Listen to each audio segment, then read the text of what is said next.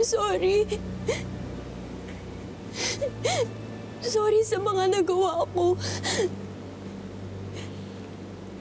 Sorry kasi sinira ko yung buhay mo.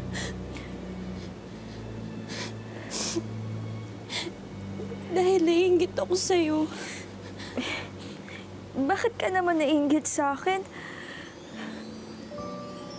Totoo kasi hindi ko talaga tanggap yung sarili ko.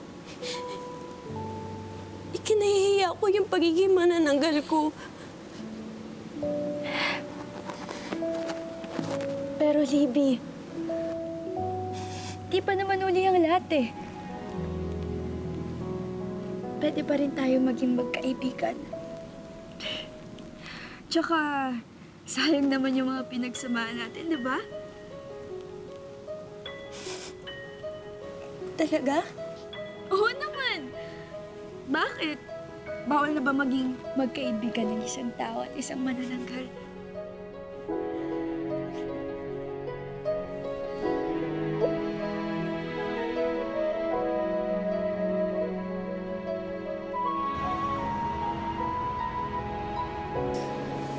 Alam mo, Lola, buti na lang po talaga nakabalik na po lahat sa dati, no?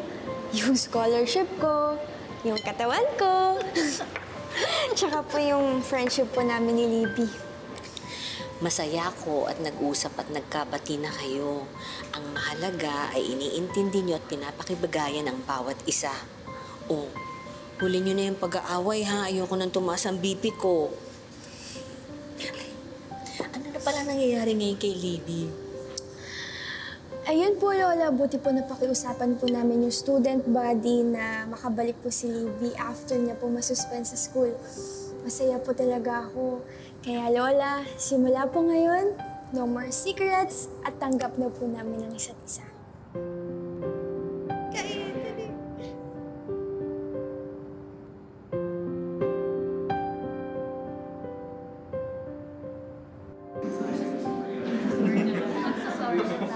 Usap-usap daw tayo, bro. Kasi kami mga chismosa. Kailangan yung marites mo kasi kami. Mas malalagyan ko talaga is. Hala!